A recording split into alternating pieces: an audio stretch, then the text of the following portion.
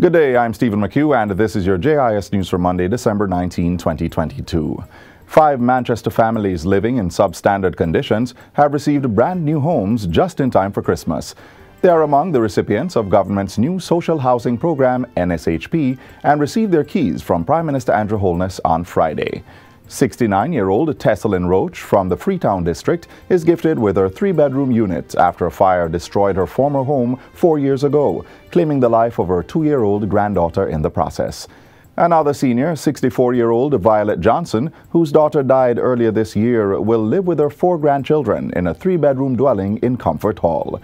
A married couple from the Lancaster district, Telford and Yvonne Mitchell, also received a 1-bedroom house. And 2 single mothers in central Manchester each received a 3-bedroom house. They are Stacey Ann Stevens, a mother of 5 from Knockpatrick, and mother of 3, Nadaria Wood from Newhall.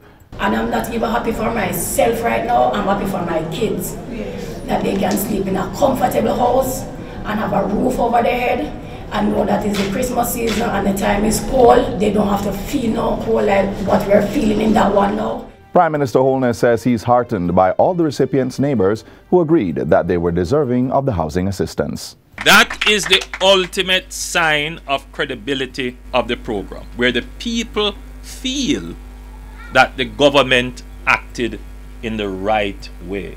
And at the end of the day, we are selecting the beneficiaries based upon their needs. And the people in the community whose tax dollars we are spending feel that the action was justified. More than 100 farmers residing in Manchester's Maidstone and Wilderness districts and adjoining communities are benefiting from the rehabilitation of 2 farm roads in the areas. The Grasspiece and Backstreet farm roads were rehabilitated by the Rural Agricultural Development Authority, RADA, at a combined cost of $17 million. Minister of Agriculture and Fisheries, Pernell Charles Jr., toured the districts on Thursday and formally opened the roads. He says this will allow greater market access for farmers within those districts. We want the farmers of Manchester, and in particular farmers here with us today, to know that we are depending on you to make us break those records year after year after year. Acting CEO of RADA Manchester, Winston Simpson, says the authority is committed to providing the necessary resources so that farmers can produce and contribute meaningfully to the country's GDP. I am using this opportunity to encourage the farmers of Backstreet to make sure that this is not just for the walking purpose, but also to take out your produce. And we want to see production and productivity increase in this area. The Bank of Jamaica, BOJ, will be embarking on a public education campaign to sensitize Jamaicans about the new series of printed banknotes launched last week.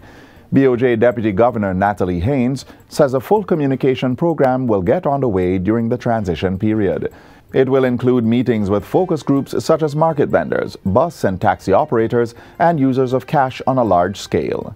It's going to be an education process for the Jamaican people, because I can tell you the current banknotes that can be folded or crushed, when those are redeemed to Bank of Jamaica, we have to destroy them, because those notes will not adhere to our clean note policy to reissue to the public. So again, that is what is causing the increase in cost.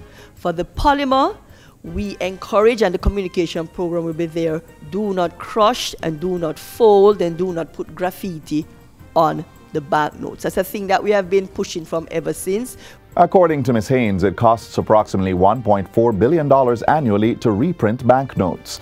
The Deputy BOJ Governor says that factoring the readiness of banks and retrofitting of ATM machines, the phasing out of the old banknotes could take between 1 and 2 years.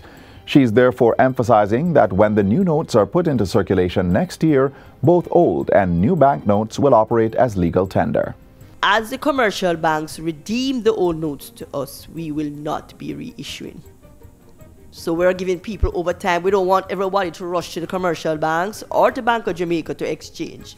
So it's going to take some time until we take that decision to say, yay, no longer legal tender.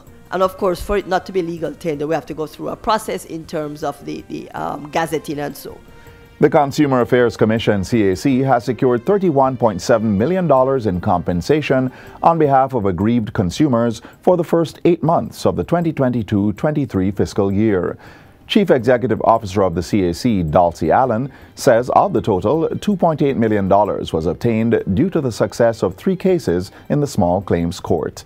She adds that for the period April to November 2022, the CAC resolved 701 complaints from a total of 1,029, giving the agency a 68.2% resolution rate. Mrs. Allen outlined the major categories of complaints received during a recent JIS think tank. The category of electrical equipment and appliances is always in the top 3. This year, for the first 8 months, we had other services, which include things like medical, computers. Here, a lot of persons are buying here, you know, and we have challenges, a lot of complaints come in where that is concerned. The CAC's Chief Executive Officer says the Commission remains committed to protecting consumers. If it is that you have been wronged in the marketplace, we would love to know that we're able to give you, if it is a justifiable claim, really, that you're able to get your redress. And finally, the Jamaican government has enlisted the Caribbean Examinations Council, CXC, to help develop assessments for roughly 24,000 students enrolled in the 6th Form Pathways program. Minister of Education and Youth Fable Williams made the disclosure during Friday's CXC Employee Appreciation Awards ceremony and luncheon held at the Courtly Hotel in New Kingston. I continue to be just delighted when I hear of the plans that you have, plans especially with our 6th Form Pathways program to help us in terms of creating exams for those students as well, CXC exams. And I know that it will be a really welcome accomplishment or achievement when that happens. Registrar and CEO of the CXC, Dr. Wayne Wesley, says the Commission is now engaged in revamping its qualification management structure and re-engineering its assessment and recognition framework to be more responsive to the needs of the education system.